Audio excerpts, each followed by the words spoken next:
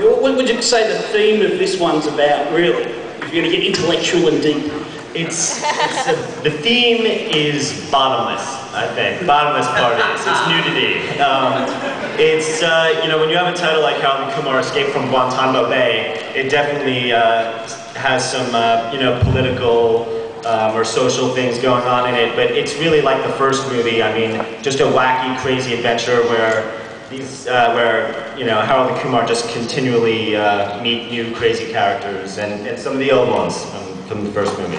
Yeah, can you tell us about your time in Guantanamo Bay? Well, thankfully, Harold and Kumar don't spend very long in Guantanamo Bay. They're able to break out, and that's, I think, where the bigger part of the story starts. And what about when you pick up a script and you see that magical sandwich that these guys have written for you guys that you have to eat at Guantanamo? The cockney sandwich? Yeah. Can you say that again? No. I think I called them up at several points while I was reading the script and said, "Do you really think you're going to get away with this?" They're like, "Yeah, we are." And they did.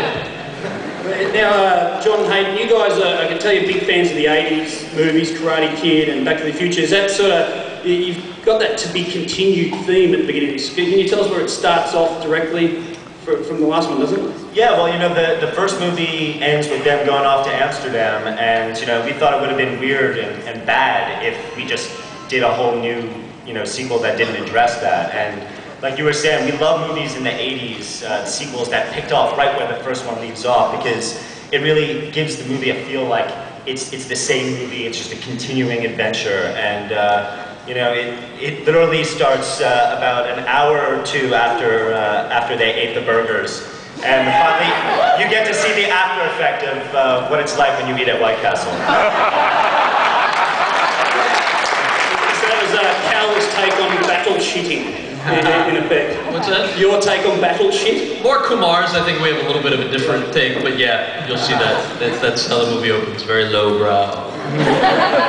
Now, Neil, would you think these guys could top the magic that they gave you, these lines they wrote for you in the first one? Do you think they could top this in the second one when you sort of read the script? I was terrified about what would happen in the second script. You know, you hear like 4 years go by, and then they say, "Hey, we're gonna reacquaint ourselves to these characters." And I got the script and I nervously opened up and read, and it's disturbing in the great way. So I was very happy that it was me and, you know, not Fred Savage.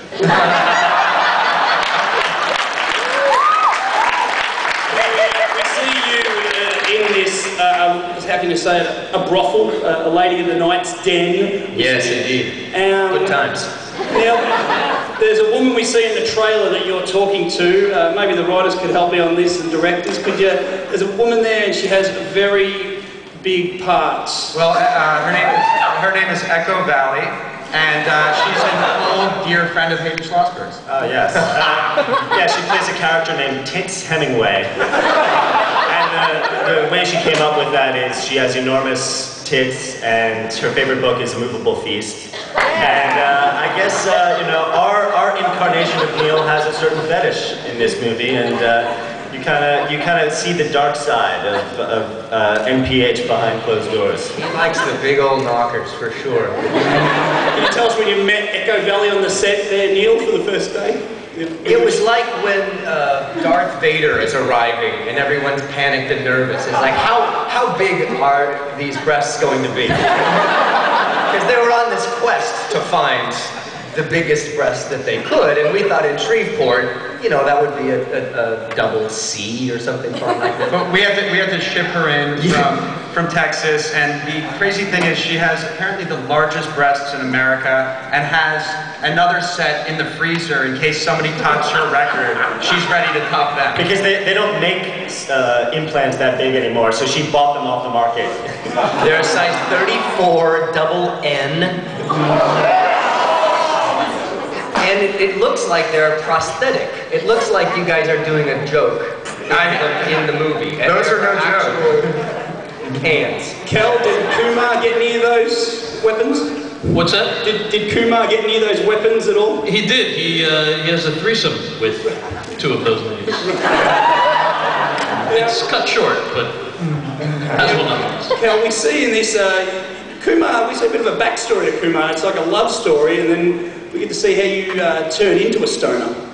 Yeah, there's a great flashback scene that these guys wrote where it cuts back to Harold and Kumar in college, and you figure out exactly how they became who they are now. And we loved, in the first one, the making love to the bag of weed. That's back. You'll see it again. See it again? A little bit differently. Why did you guys bring the bag of weed back? You can tell people love that. That was one of the best scenes in the first movie, one of our favorite scenes, and we knew that we had to bring back the giant bag of weed and Neil Patrick Harris. That was And wait, hold on, John. That I remember that shooting that first that bag of weed dream sequence in the first movie. These guys called me into their trailer with Danny Leiter, who directed the first movie, and said, "You need to watch a scene from Raging Bull." Like, I need to watch a scene before we do this. He said, yeah, we're basing this scene on a scene from Raging Bull. It was fantastic. So there's some symbolism there. Do you think you guys have sort of brought the stoner movie to the 21st century, so that you've revitalised it? Yeah, I think somebody had mentioned that Harold and Kumar Escape from Guantanamo Bay is the Godfather 2 of stoner comedies. And, I'd have to agree with that. We're huge fans of stoner movies, but usually they don't get this kind of big press and everything, and so it's just really exciting for us to be able to have a second shot at this. What about that whole love story element in there? It's you make Kumar kind of sweet at certain stages.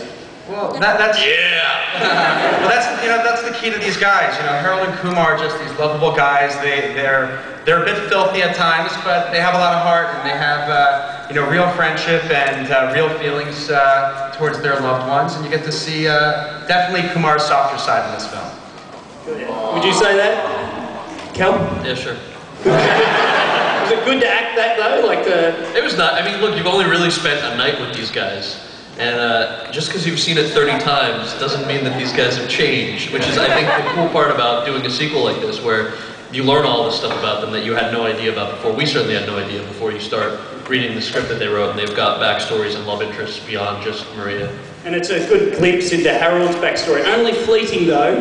Can you tell us a little bit about Harold's...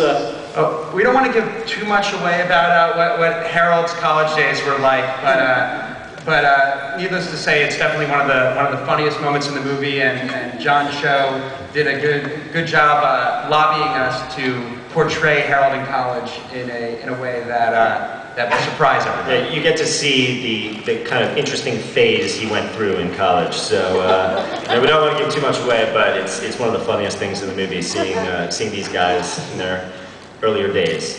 So you love creating assholes. We saw them in the first one. In this, can you probably describe the biggest asshole of the movie? Well, Rob Corddry plays a character named Ron Fox, who is the second in command in Homeland Security, but while his boss is away on an ice fishing trip, he decides that he's going to take charge and try to track down Harold and Kumar, and he's basically the most racist character put on film since Mississippi Burning. And, but in a funny way. So Rob Corddry just brings this character to life in such an insane way, and you're not going to believe the things that he does in this film. Yeah, it's almost like I think he insults every single culture out there, and when you watch the movie, it almost has the feel of like a roast, where all our different cultures in this country are kind of he is racist and does every single stereotype, and it's a movie that makes fun of racism and racists, and he's the villain in it. Now, Neil, there's a moment